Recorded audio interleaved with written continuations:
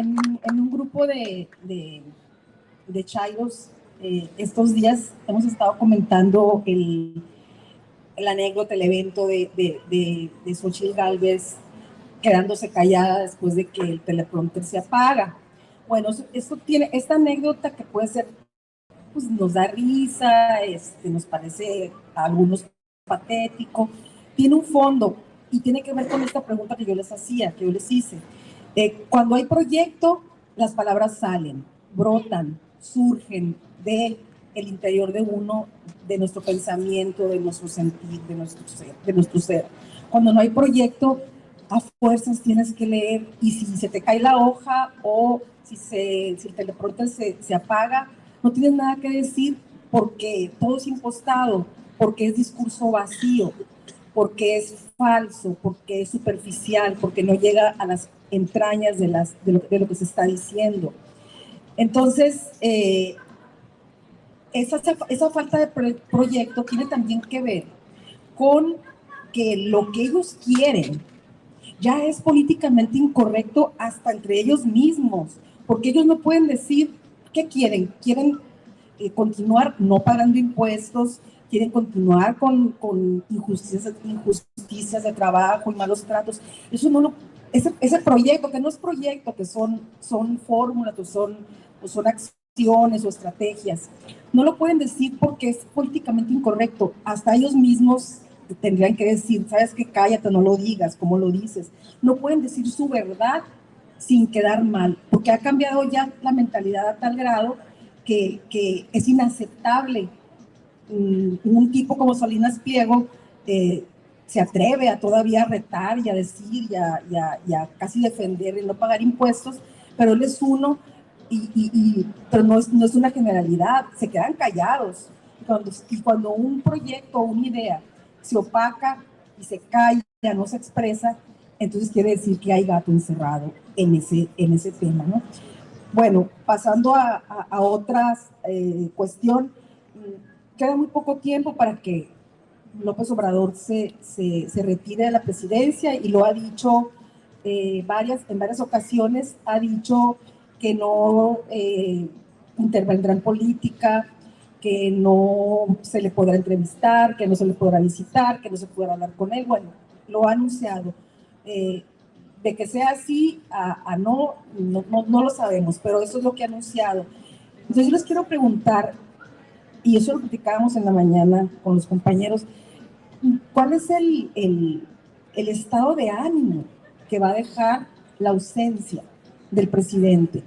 ¿Cuál es el sentir social? Y me estoy refiriendo más al plano emocional, porque López Obrador es un presidente que ha atraído al pueblo a partir no solo de los proyectos que benefician al pueblo, concretamente, las pensiones, podemos hablar muchísimo, sino en el plano de la sensibilidad y de la subjetividad. O sea, hay una querencia y un amor cuando él va a cualquier lugar, vemos cómo la gente se le acerca. Y entonces he estado reflexionando en que de alguna manera vamos a perder a un padre, va a haber una orfandad, y yo quisiera saber ustedes cómo lo ven, cómo lo sienten. Y a veces con mis compañeros con quienes platico de este tema les digo, hay que irse preparando para el duelo en el sentido de la pérdida, de la presencia, ¿no? De la pérdida de la presencia, de la pérdida de ver en las mañaneras al presidente hablando con toda naturalidad y diciéndonos, aunque repita las cosas porque es muy repetitivo, pero él ha dicho que solamente así puede inocular una idea en la gente, ¿no? O sea, ¿qué nos espera en ese sentido a nosotros como favorecedores, seguidores de ese proyecto de la Cuarta Transformación, cuando un buen día o un mal día desaparezca de la escena? A ver. Desde mi punto de vista, evidentemente vamos a perder a la persona, porque el presidente pues lo ha dicho muy claro y hasta ahora ha cumplido su palabra, y yo creo que su palabra empeñada va a ser justamente esa. O sea, se va a desaparecer de la vida pública para tener una vida tranquila, y hay que comprender también las condiciones en las que lo hace. acaba de ser su cumpleaños, ya cumplió 70 años. A mí, por ejemplo, me cansa mucho viajar y yo, pues, el presidente me lleva bastantes años. Él está viajando todo el tiempo está con todos estos problemas nacionales y también geopolíticos. Entonces el desgaste que tiene como persona es muy grande. Entonces, en ese sentido, yo creo que lo que nos va a quedar, pues sí, es digamos, este sentimiento social, ¿no? De un líder que ya se despide, pero se despide con un legado. Y aquí el punto es justamente tener en cuenta que son las ideas las que deben de permanecer. Son las ideas. ¡Qué bárbaro! Sigan con la política, es lo mejor. Promuevan la literatura en los jóvenes, en los niños que están debatiendo cosas políticas aquí, pues. Promuevan, hagan algo en las escuelas. Los niños de secundaria no saben, de primaria no saben leer. ¡Qué bárbaro! Entonces aquí el punto es quedarnos con las ideas de este líder político o con las ideas más que líder político, me parece a mí con lo tangible, o sea, los cambios que sí podemos ver día a día en este país. Si me permites, es válido esto. También para que quede claro, es válido. Porque si queremos que las cosas cambien, también tenemos que entender que somos diferentes, que no tenemos un pensamiento único. Incluso en eso también hay diferencia de proyectos. Antes querían que todos como soldaditos pensáramos iguales o al menos nos quedáramos callados y no pensábamos igual a la versión oficial o a la instrucción oficial. Aquí con toda la libertad se le escucha al Señor y creo que de alguna manera también tiene razón. Tiene razón, tenemos que seguir promoviendo libros, por eso estamos aquí. Por eso es esta feria del libro que apoyamos, que respaldamos y que seguiremos respaldando de la mano de Beatriz Aldaco, que además es no solamente una gran directora del Instituto Sonorense de Cultura, sino una gran amiga y una mujer comprometida con la transformación de México, la transformación más allá de la 4T, la transformación de las conciencias. Así que bienvenida también a estas expresiones, que nadie se asuste por los debates recios, el que se hable fuerte, menos aquí en Sonora, sé que hablamos regolpeado. Así que nadie se asuste, por favor. Y nada más quería dejar eso porque quería expresar mi sentir. Y de lo otro, fíjate que yo pienso, Nancy, Miguel, querida Beatriz, que el presidente decide retirarse para no hacerle sombra, para no tener un efecto sombra sobre la que todo parece indicar se convertirá en la primera presidenta de México. Porque la partida de López Obrador, que ya sabemos que es como, qué fuerte lo que voy a decir, pero es como la muerte, ¿no? Todos sabemos que nos vamos a morir, pero no nos preparamos. Entonces, sabemos que se va a ir, nos está diciendo que se va a ir, no me voy a reelegir aunque digan lo que digan mis adversarios, y el día que se vaya nos va a generar no sé qué sentimiento, pero lo primero que se me ocurre es que vamos a empezar a comparar. Vamos a empezar a extrañar las mañaneras, vamos a extrañar los dicharachos del presidente, vamos a extrañar los tamalitos de chipilín y los machuchones y todas estas cosas que ya ha incrustado de alguna manera pues no sé si en la cultura popular. Así que yo creo que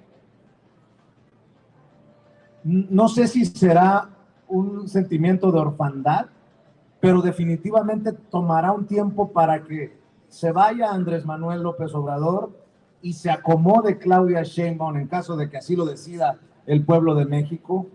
Y será eso para nosotros los periodistas, creo yo, muy interesante analizarle a las audiencias, desmenuzarle a las audiencias esto de el que se va y la que se queda y medio se acomoda. Así que yo también me lo he preguntado, ¿qué va a pasar cuando se vaya López Obrador, Miguel?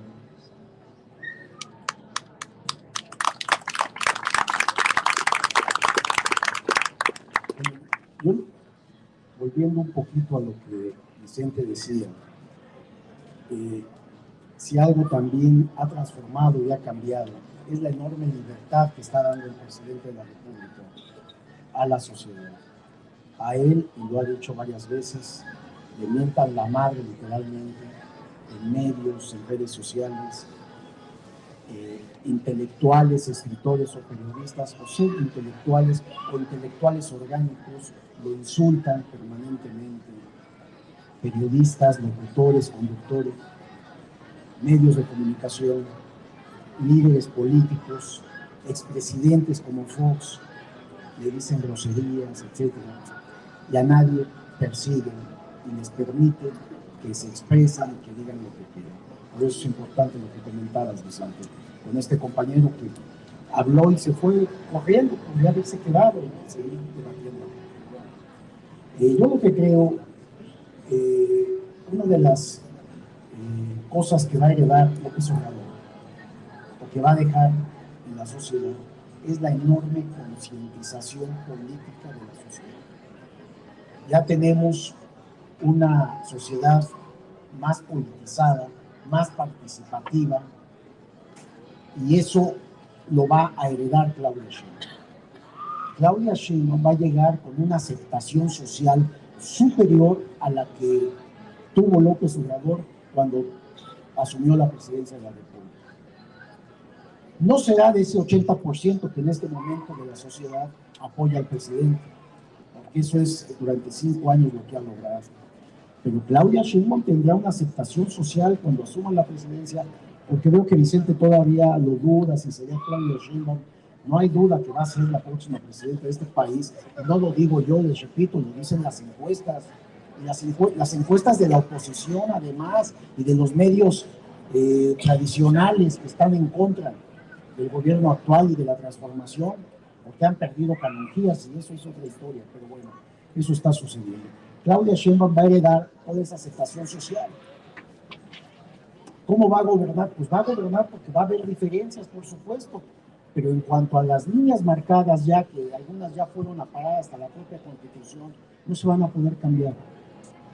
Entonces, Claudia es una mujer de izquierda de toda la vida, desde líder estudiantil en la Universidad Nacional, de donde somos nosotros, de ahí hemos egresado, ahí damos clases, Nancy y yo, clases en el área de ciencias políticas, clases de periodismo. Y ahí salió Claudia Sheinbaum, de ahí es catedrática, investigadora, es doctora, es una científica social. Entonces no hay duda de que ella no va a traicionar al proyecto, a la transformación. Ella va a continuar con esta línea. Obviamente habrá diferencias. Miren, una gran diferencia que todos vamos a extrañar, ¿saben cuál es? No va a haber conferencias matutinas. Y las vamos a extrañar algunos, ¿eh? Las vamos a extrañar.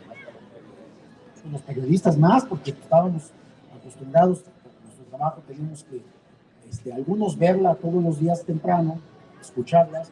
En el caso de mi compañera Nancy, ella es la que asiste por contralínea a las conferencias matutinas, ella es la que pregunta a veces.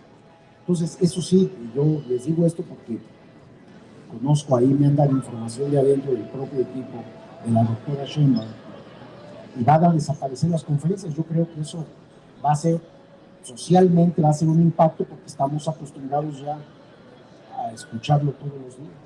Por supuesto, el que no lo escuche tiene todo el derecho, ¿no? Pero una gran parte de la sociedad, somos millones los que escuchamos a López Obrador, no porque nos dé ideología, sino porque queremos estar informados de lo que está haciendo, y tenemos la posibilidad como periodistas de llegar allá a la conferencia matutina y preguntarle de nuestras investigaciones. ¿Saben ustedes? Yo tengo muchos años, muchas décadas en el periodismo. ¿Saben cuántas veces he podido confrontar a un presidente de la República? Nunca. Primera vez. Y no porque no quisiera, sino porque los expresidentes, tanto los panistas como los priistas, les encantan las entrevistas a modo, donde antes les pasan un cuestionario es lo que le tienes que preguntar al presidente. Son entrevistas arregladas, y eso lo sabemos quienes estamos en los medios de comunicación. Entonces no había posibilidad. Y aquí en la mañanera va todos los grupos opositores de medios de comunicación, que no son los periodistas, son los dueños, como bien dice el presidente. Y eso pasa porque los medios de comunicación han perdido canopia. Les voy a dar un dato, por si no lo sabían. Anualmente, el último expresidente Peña Nieto, anualmente en su mandato, daba 10,000 millones de pesos en publicidad. En cuanto entró López Obrador, redujo entre 75 y 80% ese pago de publicidad en medios de comunicación. Esto significa que de 10,000 millones bajó a 2,000 o 2,500 millones. ¿Ustedes creen que eso no iba a enojar a los medios de comunicación, a los dueños de los medios de comunicación? ¿Y qué es lo que hacen? Mandan a sus reporteros, a sus conductores, a sus editorialistas a atacar a diestra y siniestra. Entonces hay muchas mentiras, mucha difamación, muchas verdades a medias en los medios de comunicación. Esa es una realidad. Estamos en una de las peores crisis de la prensa que hay en este país, en donde la sociedad se ha crecido tanto a la información en las redes sociales, porque la gente se está informando ahí porque ya no confía en los medios de comunicación. Hemos perdido una enorme credibilidad social en los medios de comunicación. Si ya veníamos en una crisis, cuando llega este gobierno y empieza a exhibir lo que están haciendo los medios y los dueños de los medios, bueno, pues la credibilidad estamos prácticamente en cero. Y esa credibilidad, si algo vale para un periodista, cualquier reportero, conductor, locutor, editorialista, lo único que vale es la credibilidad social. Y esa se ha perdido.